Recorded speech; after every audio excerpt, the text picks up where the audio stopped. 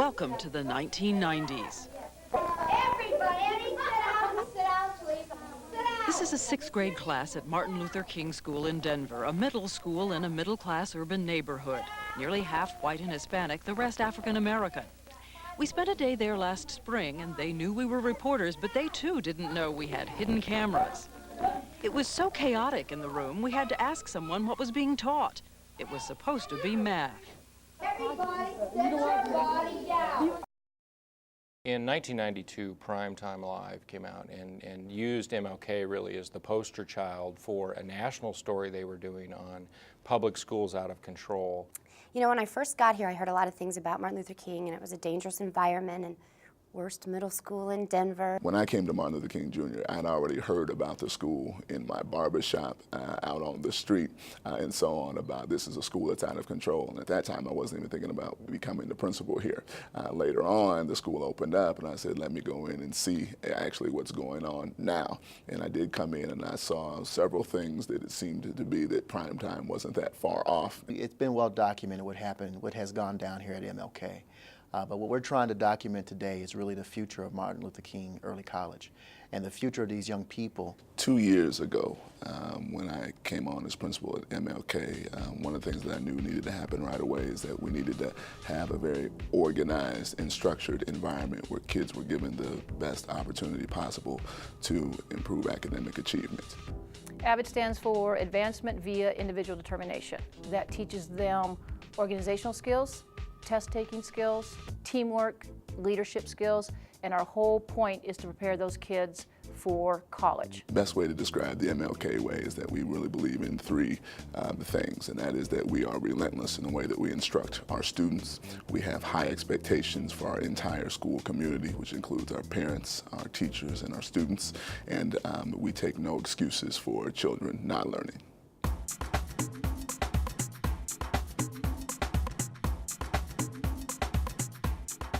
Every student in this school, all 1,200, carry the same AVID binder, which teaches them organizational skills, encourages them to turn in their homework more because it's specifically organized according to subjects in that binder.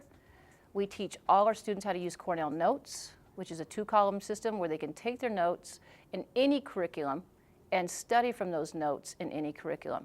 It's important that, one, we start with high expectations, and we also believe that if we have our teachers identify kids in the beginning of the school year, any kids that may be at risk academically or behaviorally, and we put interventions in place very, very quickly. The ZAP stands for zeros aren't permitted, and so if you don't turn in a homework assignment, you get a ZAP, and you have 24 hours to make up that assignment. If it is going on somebody's doorstep, because I know that they didn't come to school today, it's always a pleasure to see the kids' faces when they hear the doorbell ring and it's their principal on the front porch. We had suggested that we wear uniforms this year. Well, I wanted to make sure that I could recognize my kids so that when I do go out and drive the neighborhood after school, those red and white shirts really stand out. We were so concentrated on looking at what we were all wearing instead of looking past the clothes and looking into each other's character. We want to make sure that our kids take a sense of pride in their school. So when we see that red and white, we know that's a proud Martin Luther King Jr. Early College student. They're starting to see the value of education, wanting to be here, caring about books, caring about their rooms, caring about the environment as a whole. And you see it. You see a difference in their attitude, you see a difference in their respect, you see a difference in the school as a whole.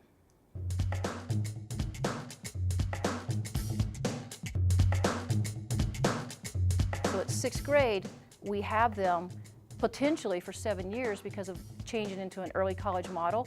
So we want them right away to understand that you can learn, you can achieve, you can be successful, and college is the only way to do that. Whether you choose a 4-year or a 2-year college, they need to understand and get it imprinted in their minds right away, that is the way, that is the open door for them, the way to be successful. We take different courses and we're going to get to look a little bit at all the majors while we're in 9th and 10th, and then we get to decide more what we want to do in 11th and 12th. And we get like 2 years of college underneath our belts for when we go into our 2-year or 4-year colleges.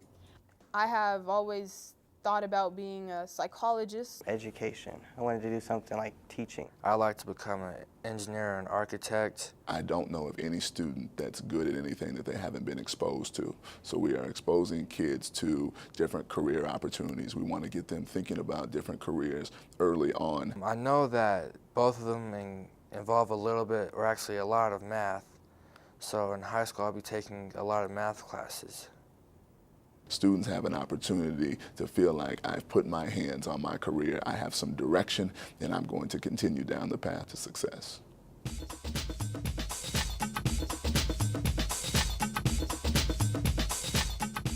There is no investment, particularly on the economic side, without a solid educational program behind it. You want to attract companies, you want to attract employers, you want to attract good employees or great housing programs. As a home builder and developer, we knew that when we were building new communities that we had to have schools that rose to that same challenge of really becoming the heart and soul of their communities. And not just new schools, but existing schools, which really gets to the story of MLK. It's about understanding what a kid is really passionate about and using that passion to guide them into a career path. If a kid loves science or a kid wants to be an engineer and build things, through our majors, we can create a set of very focused disciplines for kids to pursue their passion. So it's the integration of all those disciplines through a set of majors that keeps kids focused and allows them to pursue school in a way that's relevant for them.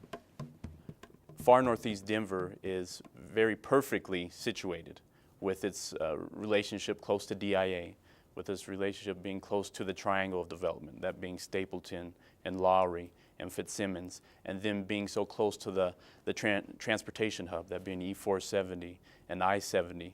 This will be the community, and therefore the school reform will absolutely be necessary to make sure we attract those employees and attract all of the people that will be moving here as a result of the jobs created. You've seen that show Extreme Makeovers, where that guy Todd, he comes in and just rips down the house and he builds a totally new house. That's like what Mr. Gaither has done to this school. He's like ripped down what this school has known, and he's built up a new community. We hope through our rigorous academic curriculum that we have provided them at Martin Luther King Jr. Early College, that they will walk out the doors of our school and go on to post-secondary institutions of their choice, and they will think that it is easy once they get to the post-secondary institution.